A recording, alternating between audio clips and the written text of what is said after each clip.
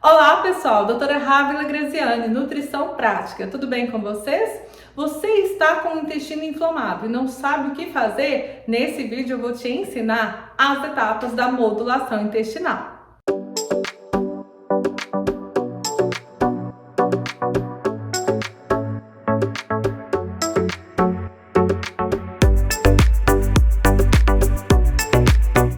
Olá pessoal, nós estamos em uma série onde eu estou ensinando para vocês como desinflamar o intestino. É muito importante que você saiba que o nosso intestino é considerado o nosso segundo cérebro. Como assim, doutora Rávila? Isso mesmo. O nosso intestino, ele está relacionado não somente com a nossa nutrição, mas acredite, até mesmo com as nossas emoções. Muitos estudos têm mostrado que pessoas com intestino inflamado são mais suscetíveis a desenvolverem estados de depressão e ansiedade. Isso porque no nosso intestino nós temos uma produção de serotonina. Já um intestino inflamado, além de não absorver os nutrientes, também perde muito dessa produção de serotonina. Então, se você precisa aprender sobre como desinflamar o seu intestino, fique comigo nesse vídeo. Meu nome é Rávila Graziani, eu atuo como nutricionista, eu estou no canal Nutrição Prática para ensinar para vocês a ciência de uma forma simples e muito prática. Então, nessa série sobre como desinflamar o intestino, eu quero ensinar para vocês o passo a passo de uma forma muito simples para que você coloque em prática e viva com saúde. Mas antes eu quero saber, vocês já estão me seguindo aqui no canal? É só apertar o botãozinho vermelho e também o sininho. Assim você fica por dentro de todos os vídeos dessa série que está incrível.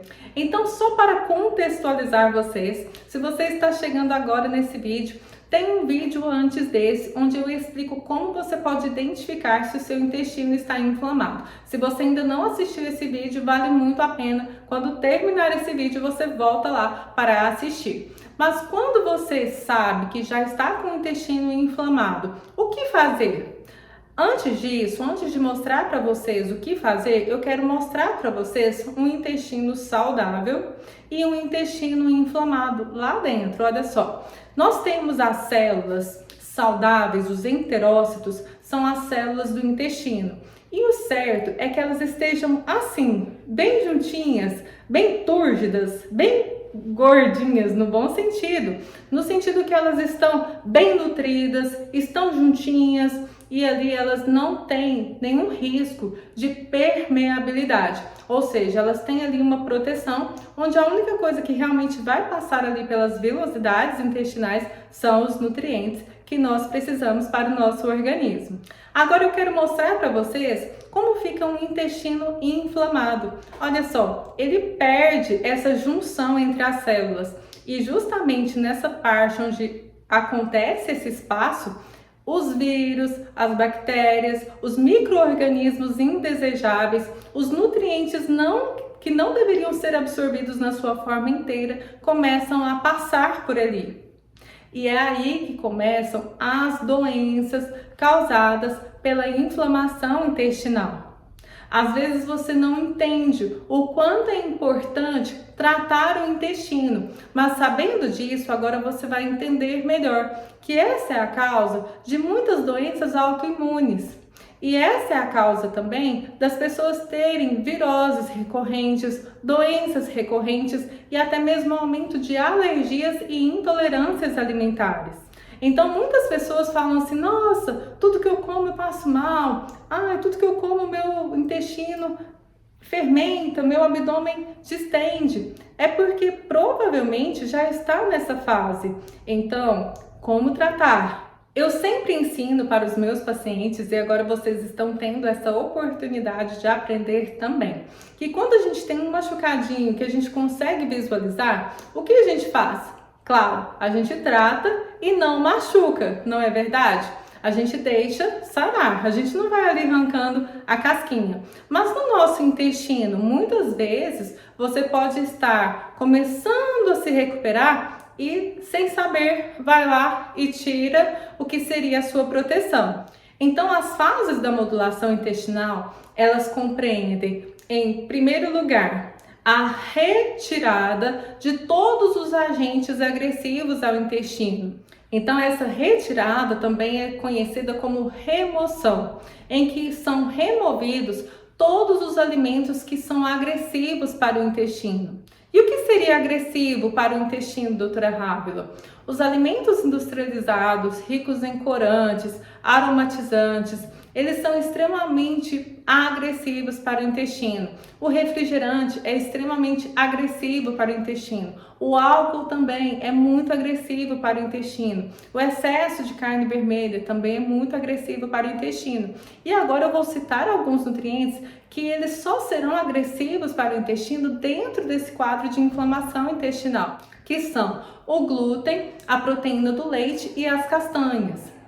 Porque o glúten, não são todas as pessoas que têm sensibilidade, intolerância ou alergia ao glúten. O glúten, teoricamente, ele poderia passar por um intestino saudável sem causar nenhuma agressão, nenhuma sensibilidade maior. Ou seja, nenhuma inflamação. Mas em um intestino que já está inflamado, dentro daquela parte que eu expliquei para vocês que isso vai passar para a corrente sanguínea, isso vai gerar um estado maior de inflamação. Assim como a proteína do leite. Muitas pessoas falam, porque o leite é inflamatório. O leite não é inflamatório, mas se você já estiver em um quadro de inflamação, é importante retirar a proteína do leite para que isso melhore, para que isso dê um descanso para o seu intestino se recuperar. E a mesma questão das castanhas. E aí, nesse caso, não seria exatamente por causa dos nutrientes, mas sim porque as castanhas são alimentos mais duros. E nessa fase de retirada, a gente minimiza o consumo de alimentos excessivamente duros também para dar um descanso para o intestino se recuperar. Então, se você consome leites vegetais, você pode continuar consumindo leites vegetais. O que você precisa evitar é consumir excessivamente as castanhas, porque elas podem chegar ainda os pedacinhos lá no intestino e isso pode machucar ainda mais o seu intestino se você estiver com o intestino inflamado. E quando a gente fala de proteína do leite, a gente está englobando aqui também o whey protein, queijos, iogurtes. Todos esses grupos que têm a proteína do leite devem ser evitados na primeira fase da modulação intestinal, que é essa remoção, ou seja, essa retirada. Nessa fase também deve ser retirado o excesso de alimentos extremamente estimulantes. E aí a gente coloca como exemplo o café. Então, se você gosta de tomar café, gosta de tomar muito café, o ideal seria você migrar para o café descafeinado. E nessa fase de remoção, a gente também reduz o consumo de alguns alimentos que são ricos em FODMAPs. Eu tenho aqui no canal um vídeo onde eu explico sobre a dieta FODMAPs. A dieta FODMAPs ela é baseada em evitar o consumo de alimentos ricos em carboidratos que são fermentáveis. E por que a gente retira os FODMAPs na primeira fase da modulação intestinal? Porque esses alimentos, apesar de serem saudáveis, eles podem gerar uma fermentação excessiva no intestino. E nessa fase, a gente precisa fazer uma seleção natural dos micro-organismos. Então, a gente minimiza o máximo que a gente puder o consumo de alimentos FODMAPs. Então, eu convido você a assistir esse vídeo onde eu explico todos os alimentos que são ricos em FODMAPs. Mas aqui eu já vou dar alguns exemplos, porque eu sei que vocês estão curiosos e muita gente nova está chegando aqui no canal. Então, FODMAPs é uma sigla para alimentos ricos em fruto-oligosacarídeos, oligosacarídeos, disacarídeos, monossacarídeos, polissacarídeos, ou seja, carboidratos que fermentam no intestino. E aí a gente pode citar as crucíferas, são ricas em FODMAPs. Quem são as crucíferas, doutora Rábila? Brócolis, couve-flor, repolho. Tem um tempero que é típico do brasileiro, que também é muito rico em FODMAPs e deve ser retirado nessa primeira fase da modulação intestinal, que é o alho e a cebola. Sim, esse casal estimula muito a fermentação do intestino que já está inflamado. Nessa fase, a gente também remove, ou seja, retira as leguminosas, porque elas também geram fermentação. Feijão, ervilha, lentilha, grão de bico devem ser retirados nesta fase. Nesta fase, a gente também evita alimentos ricos em açúcares, porque o açúcar aumenta a fermentação, ou seja, a sacarose. Mas aqui também vale a pena a gente não utilizar em excesso o mel e até mesmo o xilitol, que é um adoçante natural, mas que pode gerar essa fermentação. Inclusive, eu tenho aqui no canal um vídeo que eu explico a diferença entre o xilitol e o eritritol. Então, vale muito a pena você assistir esse vídeo também para você entender um pouquinho melhor que nessa fase seria ideal você usar o eritritol para adoçar. E até mesmo alguns tipos de alimentos saudáveis, como abacate e maçã, são ricos em FODMAPs e podem gerar essa fermentação. Então, o ideal nessa fase é que você remova todos esses alimentos que são saudáveis, mas que nesse momento se tornam agressivos para o intestino.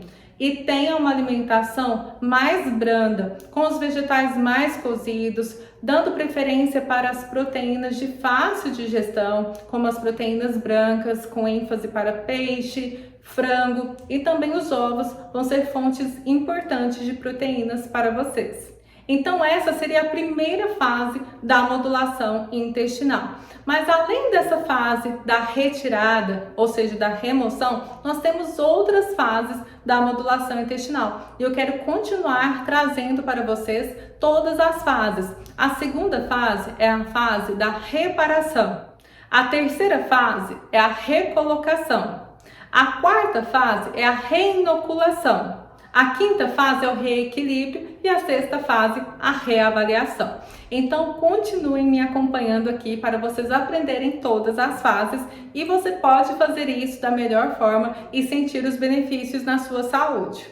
Agora eu quero que vocês comentem aqui para mim o que vocês acharam dessas informações, porque é muito interessante você entender todas essas partes que eu expliquei para vocês. Vocês sabiam como é a diferença de um intestino saudável e um intestino inflamado? Vocês identificaram como é importante retirar esses grupos de alimentos que são nesse momento agressivos? Mas o que colocar no lugar? Nós vamos continuar falando sobre esse assunto e por isso eu quero que você continue me acompanhando. E se você gostou desse vídeo, lembre-se de deixar o seu joinha e compartilhar. Assim você vai ajudar o canal e vai ajudar esse vídeo a chegar para mais pessoas. A teoria está lançada, agora é com vocês na Nutrição Prática. Um beijo!